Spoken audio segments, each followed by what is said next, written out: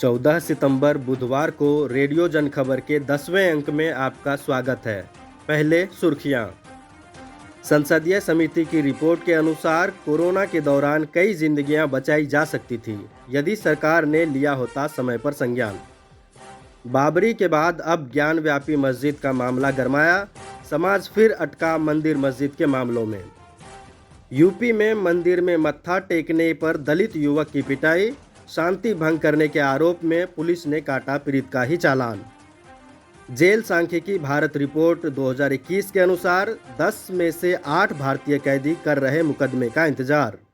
Report के मुताबिक ज़्यादातर संख्या दलित, आदिवासी और मुस्लिमों की। छत्तीसगढ़ के मजदूरों से ईंट भट्टा में जबरन काम करवाने का आरोप, कोर्ट ने हाल ही में किया था बंधुआ मजदूरों को बंधुआ मानने से इनकार। बिना जांच किए असम में पिछले साल मई से सरकारी ज़मीन पर बसने के आरोप में 4,449 गरीब परिवार बेदखल, अधिकतर संख्या बाढ़ से प्रभावितों की। अब खबरें विस्तार से।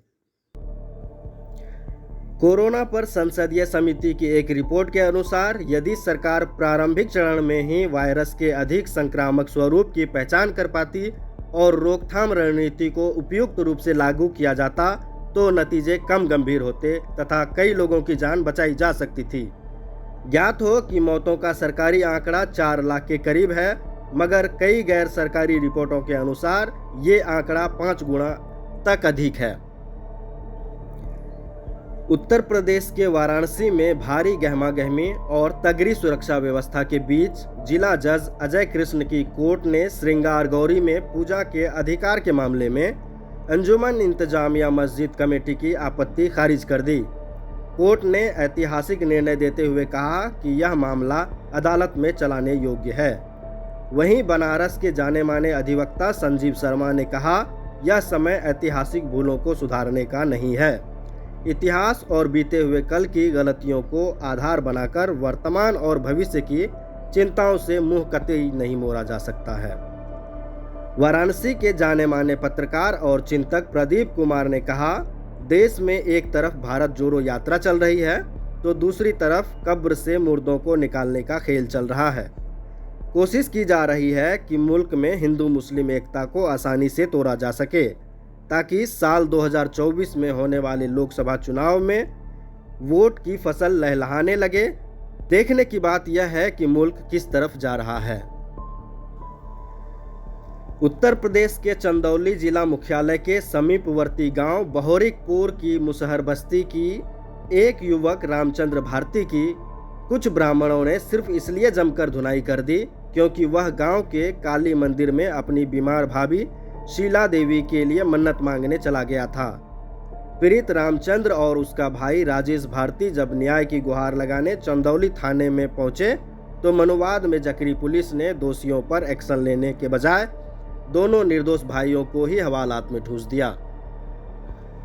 अगली खबर में, देश को जेल सांख्यिकी रिपोर्ट में कहा गया है कि अंडमान निकोबार द्वीप समूह, अरुणाचल प्रदेश, मिजोरम और त्रिपुरा को छोड़कर अन्य सभी राज्यों की विचाराधीन कैदी आबादी 60% से अधिक है। दिल्ली की जेलों में 91% विचाराधीन कैदी हैं, यानी 10 में से 9 कैदी अपने मुकदमे के पूरा होने का इंतजार कर रहे हैं। रिपोर्ट ने बताया कि देश में कुल विचाराधीन कैदियों में से 21.08% अनुसूचित जाति के थे, 9.88% अनुसूचित जनजाति के थे और 18% मुस्लिम थे। बता दें कि विचाराधीन कैदी वो हैं जिन्हें केवल शक के आधार पर जेलों में डाल दिया गया है, उन पर आरोप तय नहीं हुआ है। छत्तीसगढ़ के जांजगीर चांपा जिले के 20 परिवार एवं बलौदाबाजार जिले के एक परिवार के कुल 90 मजदूर, जिनमें महिलाएं एवं बच्चे शामिल हैं, से आज भी जम्मू कश्मीर के चडूड़ा थाना क्षेत्र के अंतर्गत चल रहे मगरेपुरा गांव में स्थित ईंट भट्टे में कथित तौर पर जबरन काम करवाया जा रहा है।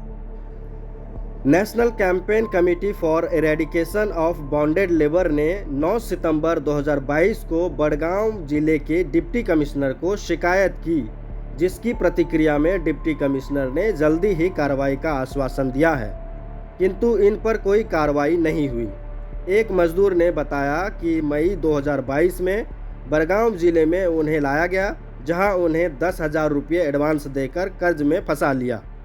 प्रत्येक परिवार के मजदूरों, जिनमें महिलाओं और बच्चों ने भी दिन रात काम करके कर्ज उतार दिया है, किंतु मालिक ने उनसे 10,000 की एवज में साल भर काम करवाना चाहता है।